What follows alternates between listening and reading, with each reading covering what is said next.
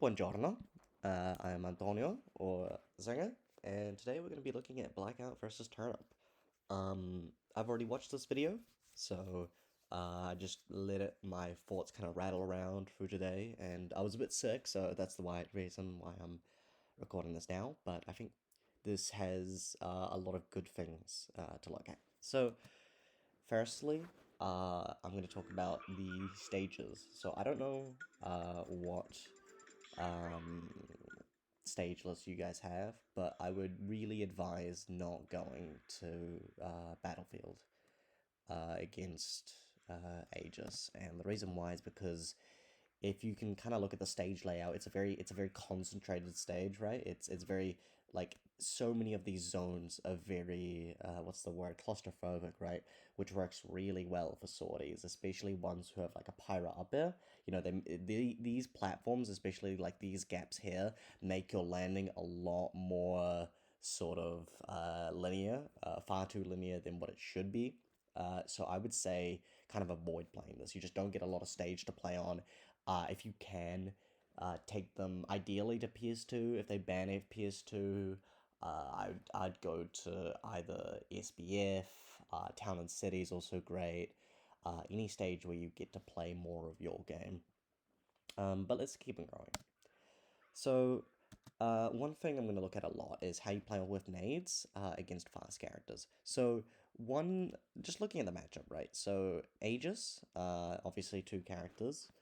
Um, Looking at Mythra, she is kind of the reason why this matchup is so good. You know, like even if it was just Pyra, the matchup would be fine, right? Because you've got a lot of ways to use nade and neutral. Like literally, the fact that you've got nades to stuff out walling, it would be so good, right? But the fact that Mythra exists means that dash grab, dash tag, you know, like all these burst options are genuine threats, with emphasis on the dash grab, because as you know, dash grabbing or just grabbing in general is like the prime counter to Snake, right?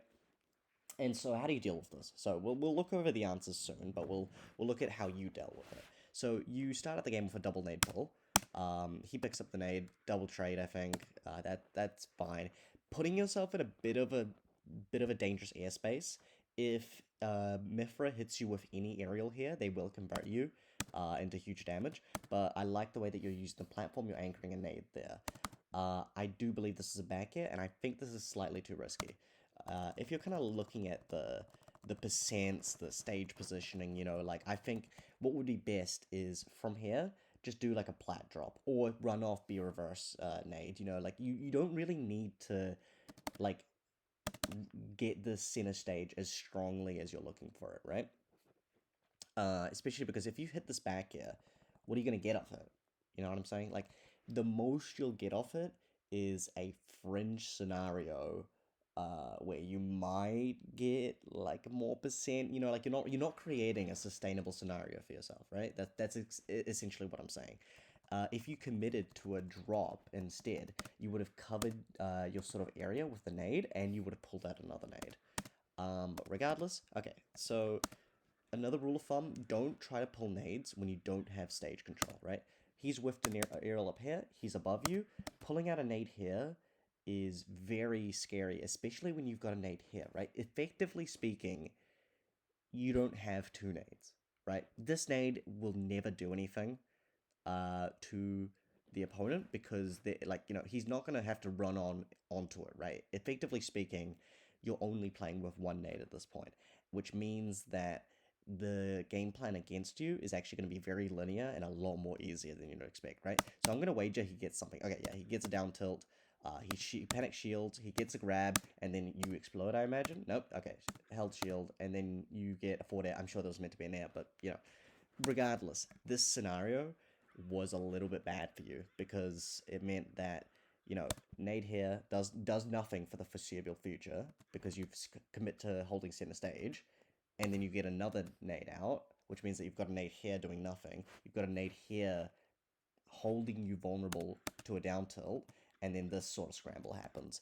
Luckily, he didn't get like a follow up of this. He was a bit too antsy on the nade, but he could have easily converted really hard. Alright, you're on the stage again, below him. he whiffs that attack.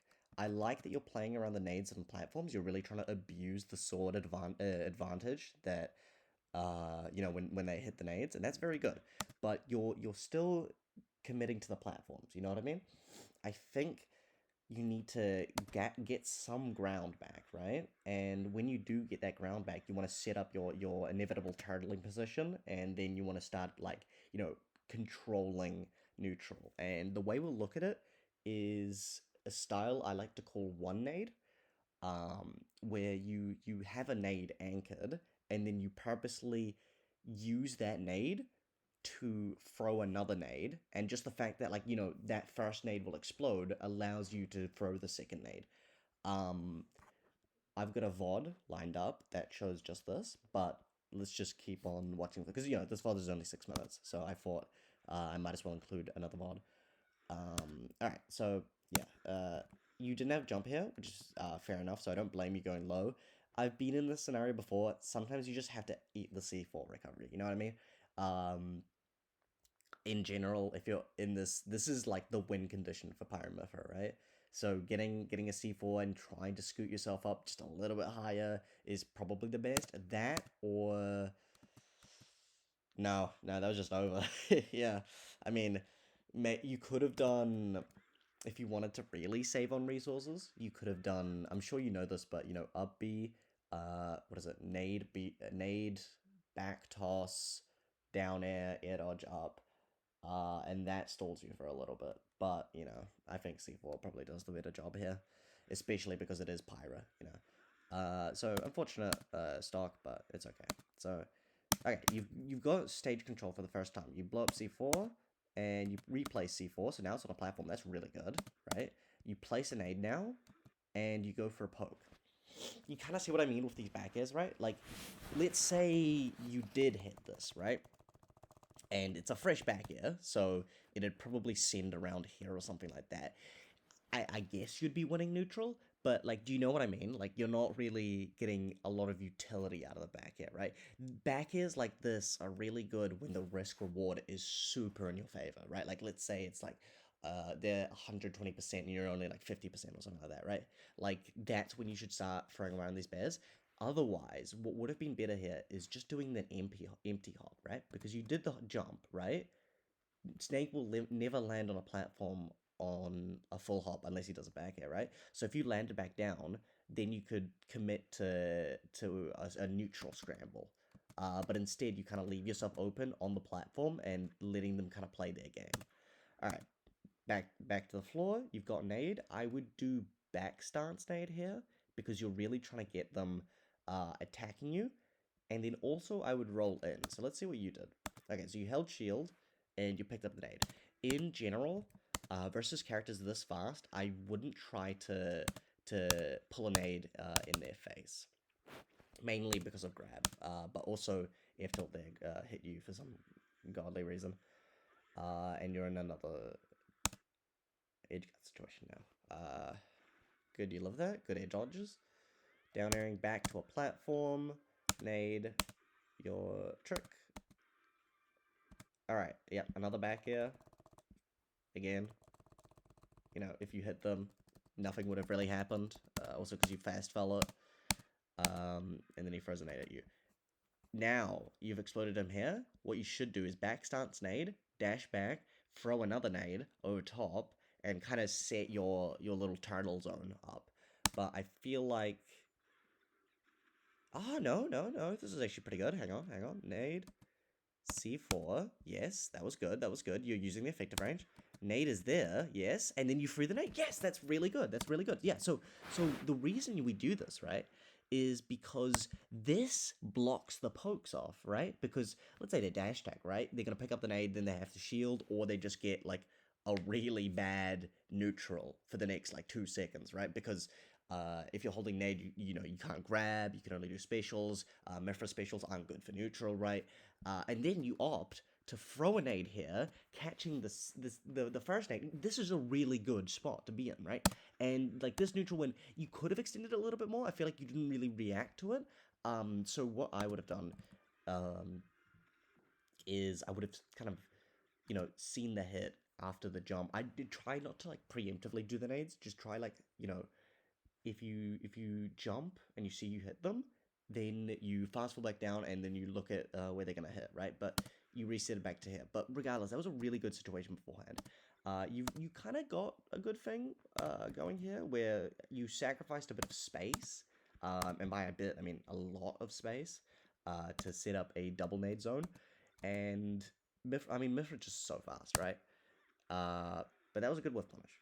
All right, these are bad. No more F smashes.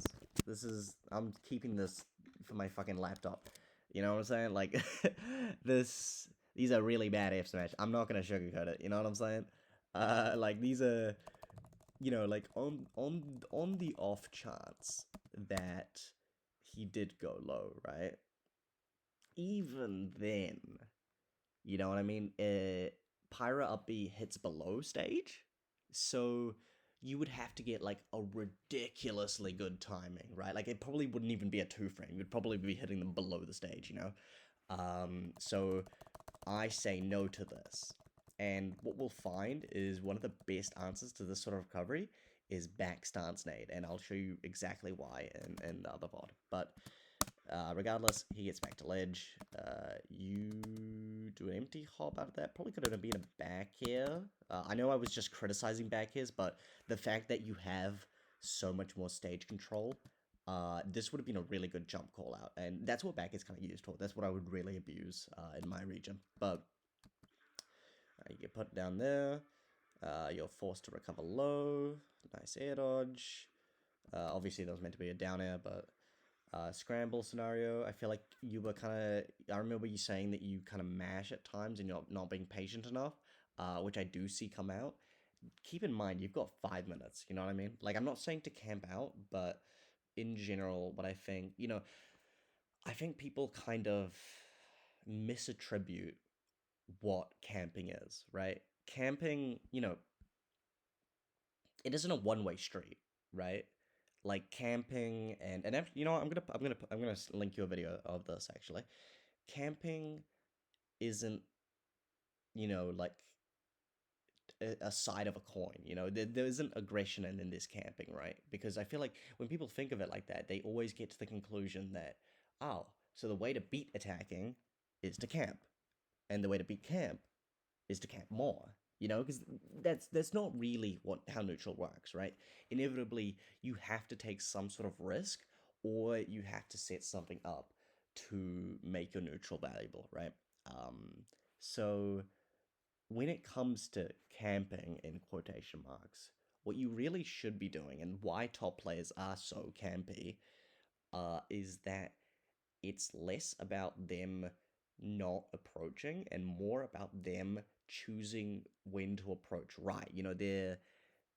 They're really doing quality over quantity when it comes to neutral, right? So like you'll see players like Tweak, they'll fucking just fuck off from their opponent for like 20 seconds or something like that, right? Until they find one whiff, or, maybe the opponent gave up so much stage, that then they could take advantage of it and then press the advantage, right? So it's less about, like I said before, I'm gonna repeat again, you want to look for quality approaches and quality setups over just like, fuck, okay, let's get into my win con, you know what I mean? Like, let's place a nade, let's place C4 down, let's explode C4, get rid of it and move it to another place, right? I feel like what you could be doing more is sort of like just taking it calm, taking it collected, playing more grounded, not moving as much. Well, not moving as much, like not spontaneously leaving positions as much, and kind of setting up that zone to force the next neutral interaction. Either by neutral nade or by like a C4 placement on the platform, etc., etc. Alright, so you can do these. I cannot fucking do these recoveries for the life of me. I actually find it. I saw you do this at a local, and I was like, holy shit, is this guy better than me? Like I actually have never hit this shit in my life. But that's because I'm terrible at my Nikita recoveries. So I fuck with that. I fuck with that heavy. Down it. I don't like these these ones. But yeah, I mean, yeah, you got sent up stage. Here, you could have just done another up B, and I think you should have. Just kind of air camping. Air camping is a really good thing to do because you give yourself the most amount of time to do something, and also that nade exploded, right? So now you would have had more B reverse options if you upbeat there. I know that high recovery is just a thing you need to work on in general though. Uh, air dodge to ledge. Oh no, no air dodge. Did you mash up tilt? Yeah, okay. Yeah, so in this scenario, like you said, you get a little desperate. This wake up tilt was a bit of a poor choice, but if you shielded, I think the best thing you could have gotten is maybe a dash attack, which isn't bad, but you know, still. Kill. Oh god, I just saw an F smash. What happened? Alright, so chasing around the opponent with C4, I would focus more on setting up nades. Nade trades, C4, playing around the platform, poked with the back air with the nade still being there, thrown an F smash, he got hit, nade here, ooh, bit of a hard poke, you know what I mean? Like this is a really committal poke. Kind of hitting you a bunch. Resetting, connect up with the back air. Low recovery.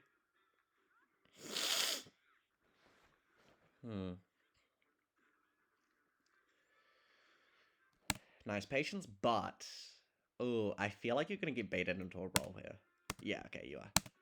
Okay, yeah. I mean, that's just them lying to you, and I mean that'll happen. Just like keep in mind patience, and then you got edge guarded. Obviously, you got to take that, but I think the most important thing here is that you were recovering low. And what forced you to recover low? I don't think anything forced you to cover low. You know what I mean? It is a big sword, which is fair enough, but still, recovering high is important. And the part of the reason why it's so tough on this stage, though, is that you have three platforms. You know, almost like forcing you to approach a certain way, right? And to come back to the stage in a certain way. And this is one of the reasons I don't like the stage in this matchup. Another reason why is because if you put a C4 here, they can go here, right? Like the top platform is completely fine to them. It's really hard to cover the airspace in this stage. So again, I would say that you should have done a high recovery here, done a down air still there, and at least open yourself up to at least, you know, like a C4, B reverse, back air dodge 50-50, because when you're down here, there's nothing you can do. You know what I mean? Like, literally, this was almost a solved situation if Turnup played it right. Like, down air should have just absolutely killed you. He ran off knowing that if you upbeat immediately, you would die because, you know, you can't do, like, air dodge out of that. And, you know, I mean, this is a solved situation. At least with the high recovery, you get a lot more options. Let's go to game 2. The counter pick is the same stage, so, you know, still the same disadvantages. Nade, bear poke. I'm not sure how I feel about bear pokes. If you're gonna poke, and you should poke a lot with this move, poke with down tilt, you know? And I'm not seeing you do that a lot. Because I think, I mean, in general, you're just not playing, you know, grounded. And but whenever I mean grounded, I'm specifically referring to the stage, not platforms, right? Platforms are really good to play on, especially to camp on in certain matchups. But in matchups where the opponent's going to grab you a lot, but also has a really long sword, you know, kind of playing the platform can be scary because you're just adding shield damage a lot. You can abuse the lagginess of their moves and typically their movement with your down tilt really well, and I'd like to see you do that more. That being said, nice down air out of shield. Up here, back starts nade would have beaten that out. That was a nice down tilt, actually. I like that you were pressuring their recovery with down tilt, even if it didn't hit. You know, this is a good practice to keep in mind. But what's next? You dash back. Could have been a dash attack, actually. Is it? Oh, what? I don't know if you inputted dash attack. Maybe you did. But that was a nice ledge trap flow, honestly. Like, you were playing it right, you know what I mean? You down tilted, dash back into something. You could have also done down tilt into nade place, because the only thing that would beat that is get up attack, and then they would have gotten hit doing this. Or picked it up, which is still bad for them. Nice grab. Down throw. Okay, down throw is really huge. For your play, I don't know what I would do to kind of work on it. I think in general, my kind of idea is if you're gonna down throw, here down air is kind of the best thing to do, right? Because you beat weight, you beat get up attack, you beat roll in, and you beat neutral weight, neutral get up, right? Even if the platform wasn't here and you were in center stage, I still think down air is one of the safest bets to hedge on, right? Because it just takes out the most options. There's obviously better ones later on down the line, especially to kill. But I think kind of starting out, if you want to leverage the most out of a down throw, typically down air gets you the most reward.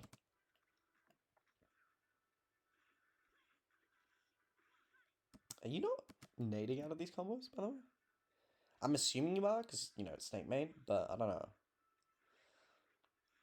Okay, you are, obviously. High recovery. Now you don't have a jump, and it's really scary. He kind of just like, what a nice guy. He just let you back on. Nice. Little funny setup. Ooh. Yeah, you don't need approach there. You had a really nice setup there, having a nade between you two. That's kind of what we'll look at for what I'm going to show you in a minute. Yikes. I think you were dead there, actually, if you did it up here. Nice nade. Ugh. I don't like Nikita like that. I don't like Nikita in neutral a lot, unless it's specifically as a mix-up, and maybe this was. But if you're going to do that, I would hold a nade as well, so you can throw it afterwards. Nade, jump, down tilt. I like the down tilt. Good pressure. Nade throw. Lovely. You had the exploding nade to force the nade throw. Nade turn back. You're kind of getting close to the corner. You know, he's kind of forcing you into the corner slowly and slowly. You can hold your ground after this, right? If you did this, you could have held shield a little bit more or down tilted a little bit more, right?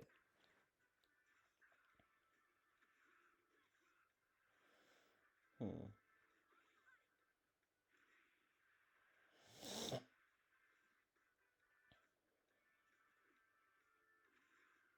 Oh, this guy knows the timing.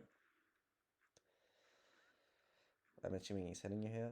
Oh, nice tech, but you're in the win. You're in the lose condition now. He should have killed you here as well. Like literally, back here just killed you there. Okay. So gratuitous movement is another thing you need to work on. Is like I feel like you're moving a lot and you're doing a lot of this movement, but you're not getting a lot of reward out of it. You know, like right there you got hit for it, right? And that's a snake thing. You know, we love pressing buttons, but it did kind of cost you not the stock, but a lot of interactions to for them to inevitably get the stock, right? I feel like the more you're B reversing, the closer you're getting to the corner, and you're not really establishing any center control with this movement. You know what I mean? Okay. Down till dash attack.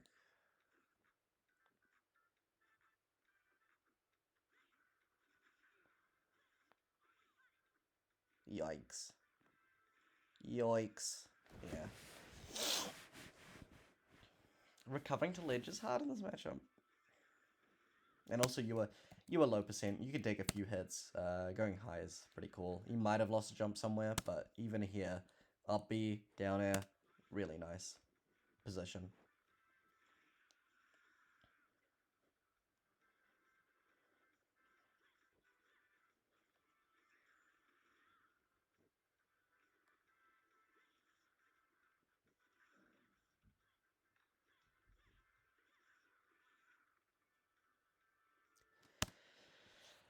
Entering the win con.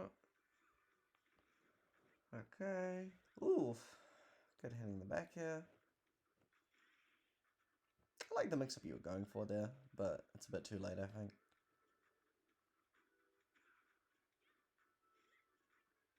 Back on the platform.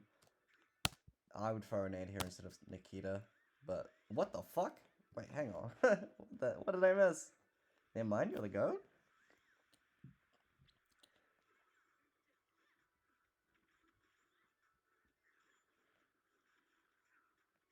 Nearly very good, but yeah, this back here didn't get too. Probably plat drop back here hit, but I have a feeling you already know that. Nice now.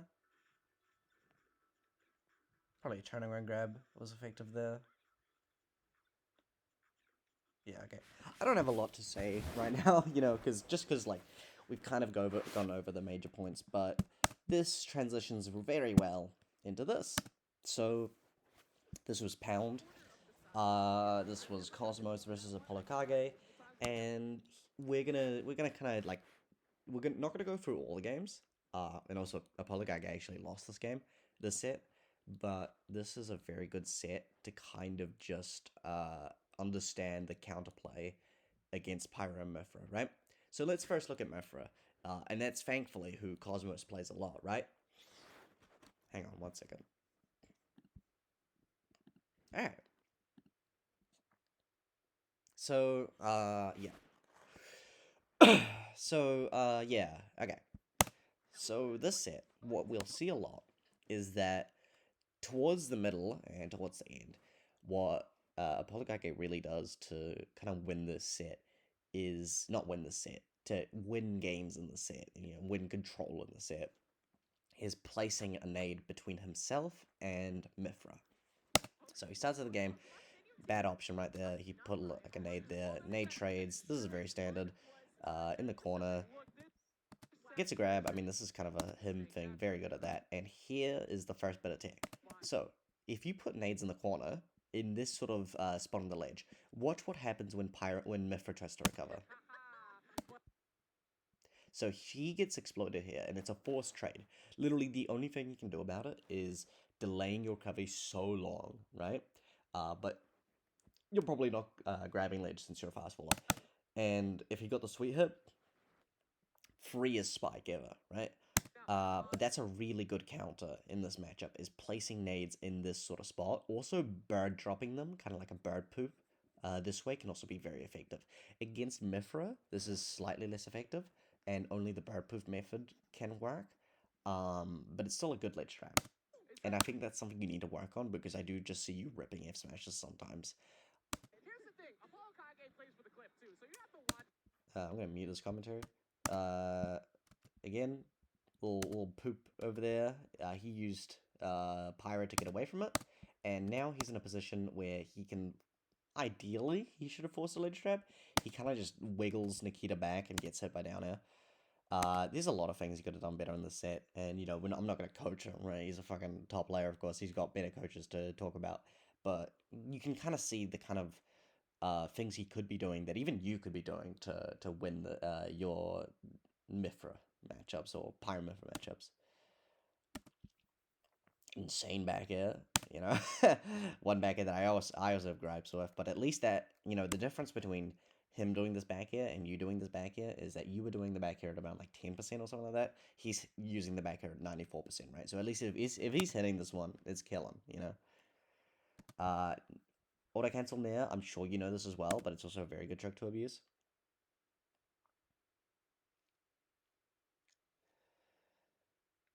Just got an SD, let's go. You're better at doing this sort of nade setup here, post respawn, but he didn't do it. And let's look at what he's doing. Okay, so watch this. So he's got nade in between, kind of in between. Obviously, he's kind of in between here, but you'll start to see this as we go on, is that he's putting the nade closer and closer between himself so he can set up a zone afterwards. Look at that. Nade here, person here, nade's up there. He can grab it up. And then, actually, this is a very clever strategy.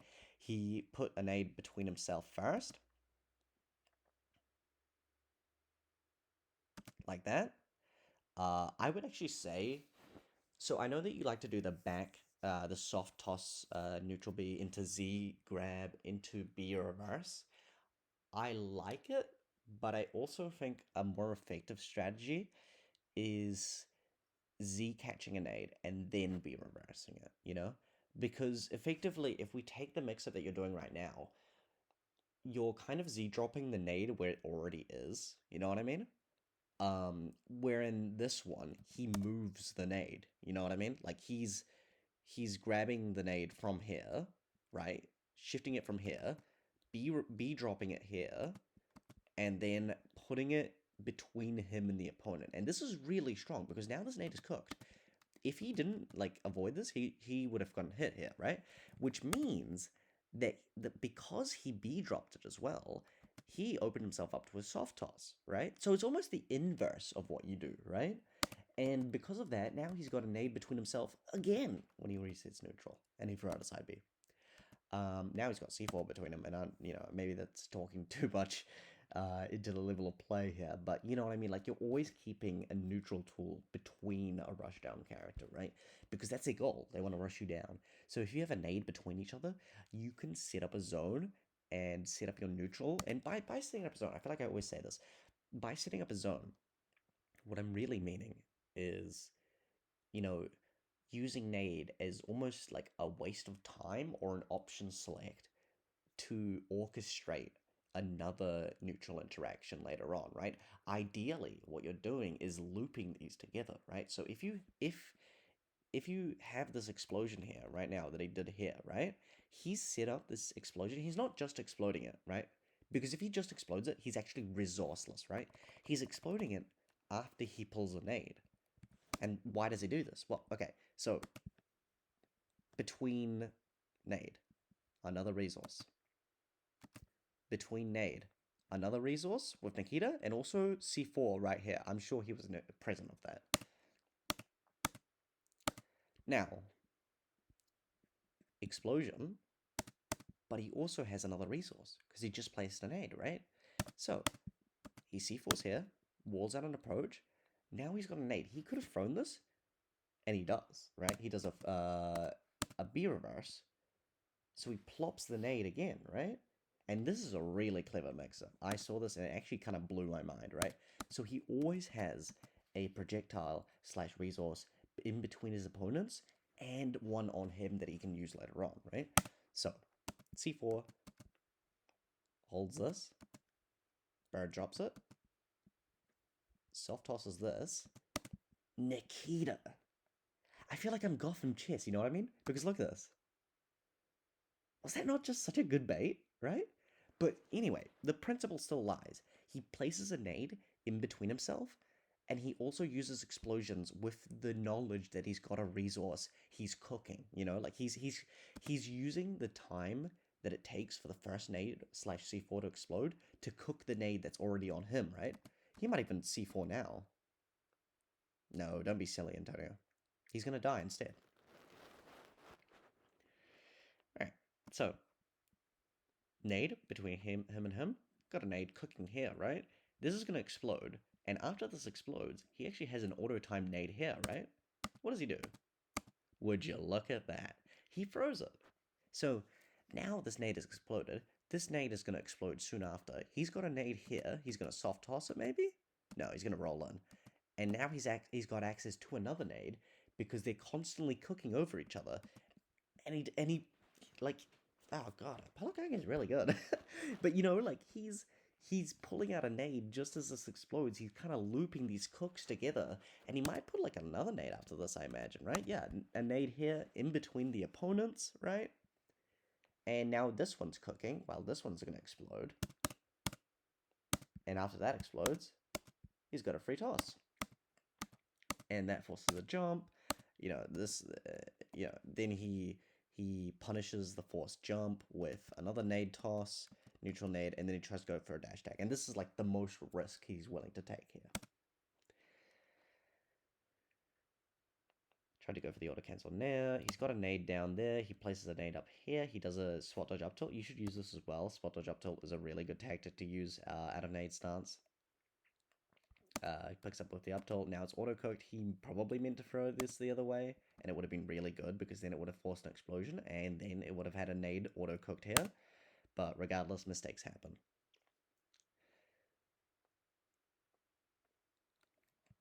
And as you can see here, he placed an nade, picked it up with up tilt, trying to go for a call out. His insurance here is running back and Z dropping it. And then he's setting up another neutral with nade here because of the explosion cooldown here.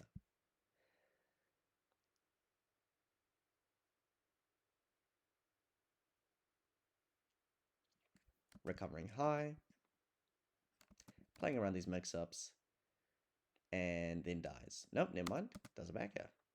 Sorry, I watched this a while ago.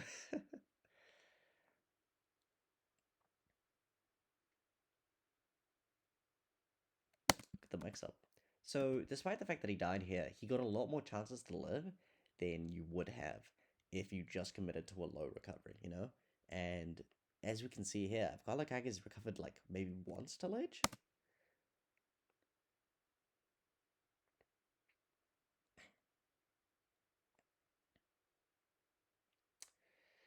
Beat out of disadvantage, grabbed a nade on accident. I mean, we can just kind of skip through this, but yeah, just nice dash tech in the corner, I guess. I mean, wasn't really genius, you know, like kind of just doing, but like, so kind of ironing in on the in between theories, right? You kind of see how kind of effective this could be for the matchup, right? In general, versus characters who do rush you down, having a nade in between you two is really valuable because not only does it mean it provides you with an insurance if they mash too hard, but it also means that you literally like get to cook another nade, right? Which is really valuable because the reason Russians are so good against you is because they can run at you before you cook the nades, right? And it's one of the really good things that Snake can abuse against slow characters is that they can't stop them from cooking nades, right? So we'll watch this one more game because this is when he was highlighting it at its best, right? Look at that. He exploded a nade. He had another nade here. This is cooked. He's forcing a jump, right? Now he's got another nade. He took a risk, and he loves shield dashing nades. And I would work on your initial dash movement with nade, because if you're dashing in with nade, you can actually shield frame one faster than any initial dash in the game, right? And I'm saying this specifically when you're in nade stance, right? So if you can get really good at nade stance, this is really valuable. Because as we'll see here, he'll get a lot of leverage from just surprising people with movement here. Nice down tilt poke, got punished anyway. Nade here, putting it in between the opponents. Now he's got an auto-cooked nade. But, oh no, actually, he's using this nade. He's abandoning the anchor. He's got it in between themselves, and he's got another nade here. I don't think it was a good idea to kind of force the nade to explode here, but, you know, each to their own. Nade between, C4, nade, preparing the other cook, into this nade. This is going to explode. That's, he was trying to pick it up, I think. And so, Cosmos kind of just bit the bullet and was like, okay, fuck it, I'll go for a call out. In between each other, using the auto cancel there.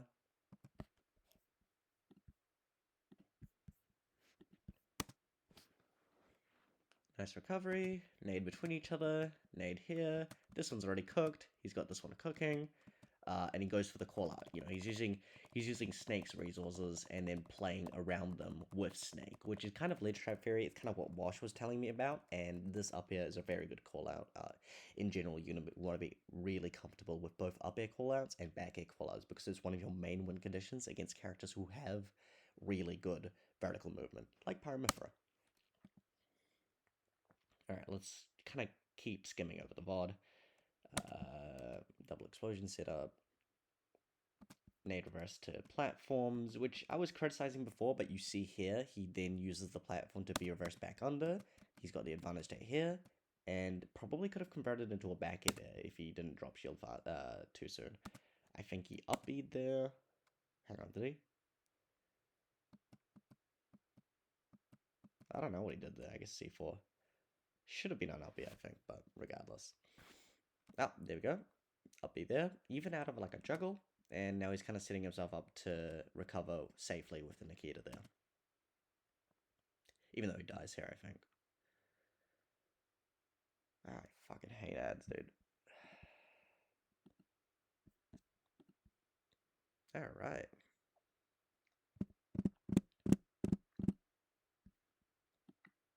Okay. Low recovery there. You were kind of recovering like that, which was very good. Nade between each other. Nade between each other again. I'm assuming, yeah. I mean, roll-in is a really good way to set this nade between each other well up. And that down tilt, if he did it, maybe if he did a jab instead, jabbing is really good, especially jab hold is really good against characters who are going to rush you down. So if he did a jab here, that would have been a lot better. but foresight. Nade between each other. C4 to cook the nade here that he's got in hand, and then he throws it. Nade here, nade cook, nade here, down tilt to pressure here, using snake to punish the rest. This is now cooked. He could pull out another nade to punish the cook, or he could go for a call out. He pulls out another nade. He then has forced them all the way from this corner to this corner. They thought they won stage back. No, they actually lost stage back. And then he tried to poke with an air. This is kind of an Apollo Kage thing. He went for a risk. He gets punished. That's fair.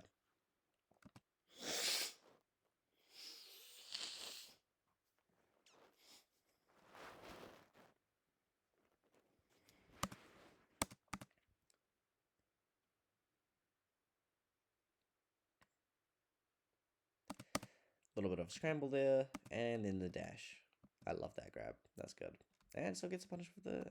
And as you can see here, I mean, you know this already. We talked about it a lot, but running behind a nade, you get a lot of it, right? The fact that that's just kind of like a no-fuck zone, and now you have up air there, really good. Short hop up here, by the way, very abusable, very good. It actually auto-cancels very well. And the nade there, probably could have abused something. Nade between each other. Tried to go for a risk there, trying to call out something. He probably didn't have to, because his basic win condition right now is just getting more percent, right? There's no reason not to get more percent. At around 170, you start killing with just raw nades. With high velocity, because this game's a party game. Alright, be reversing in. Back air there. I mean, let's just skip it. Alright, back to neutral. Nade between. He might roll in. Okay, yeah, he rolled in, but he got punished. Nade over.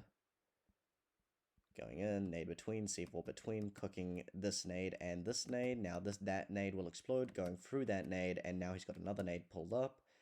In general, like looking at this philosophy, you don't want your nades to explode at the same time, because that means that, you don't have a cooked nade, right?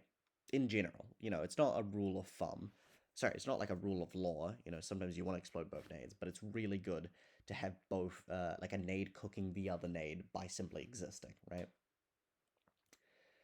That one kill, side B here, getting lovely, lovely follow through. Yep, classic. Trying to go in between, a nice little risk, and as you can see here, he did a jab, specifically avoiding a dash grab, which is probably what he was after.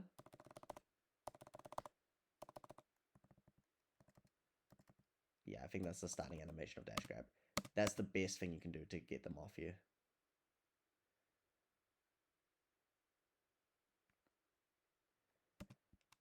Alright, nade cooked, nade here, throw the nade between. He kind of messed up here if he adapted the timing a little bit, but it would have been a really good neutral position. Between the nades.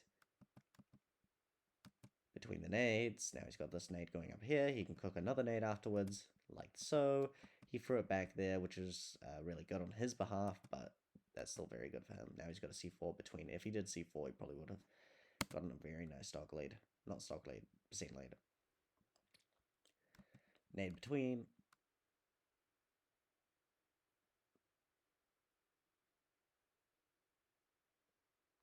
And so, kind of concluding this sort of matchup, Apollo Guy actually loses this game, I believe, so let's just, I don't know, skip to the end. Nade between. Nade between. Oh, he fucked this up. That could have been up tilt. I don't know why he did down tilt. Maybe it didn't kill. I don't know. And then he got shell broken. Alright, so obviously, I'm not VOD reviewing Apollo Kage. I'm VOD reviewing you. Those are just things that you could do. So let's run over them. Having a grounded game. This stage does not facilitate a grounded game. Try to get on PS2 or a longer stage or whatever, right? Any stage that has a ground game. Obviously excluding Smashville, but that's because Smashville operates on a completely different basis, and Hollow, like they're both really good at for the reason that C4 just destroys everyone in that matchup. But regardless, you want to have a good ground game. You want to place nades between you and Mithra, so that if the Mithra commits to an approach option, they're in a losing scenario, right? And during this losing scenario, you start cooking your own nades and you start, setting up your own setups. You can even use C4 as a condition to cook your nades. In general, you're using your explosives to set up other explosives. And the setup, your explosive you're setting up is always going to be nade, right? So you can use C4 to set up an explosive nade. You can use Nikita to set up an explosive nade. I mean, we literally counted it so many times in that matchup. He was just nade, roll in, nade 2, or nade, C4, throw the first nade, right? And so, another thing, always recover high, if not like most of the time at least, especially in this matchup. I know I said a lot, but kind of looking at it, I think every time you died was because you low recovered, or maybe you just low recovered every single time. So maybe I'm being biased there, but even at the absolute worst, Apollo Kage was opting for high recoveries, at least to give him that mix up, right? And thirdly, kind of the third thing that I would iron on to is abusing the advantage state in that scenario and just placing nades on ledge. When in doubt, a nade on ledge is always good because it forces a ledge timing. And you generally want to do a nade placed kind of just before they grab ledge, or in this matchup, just place a nade there and their LB will be forced to hit it, right? Um, Kind of cut down on the back airs. I know you like doing nade stance, jump cancel, back air a little bit, and I feel like it's really good at high percents, but at low percents, it's kind of a high risk option that doesn't really net you any reward, right? One thing you can do is mix it up by doing an empty hop, and then you got your grab game kind of going. But yeah, so another thing I would say on the topic of rolling in after a nade, jabbing or down tilt is generally your safest bet. Jabbing is really good against fast characters. Down tilt is very good against like kind of medium speed characters. But yeah, that's my VOD review. Let me know how this helps.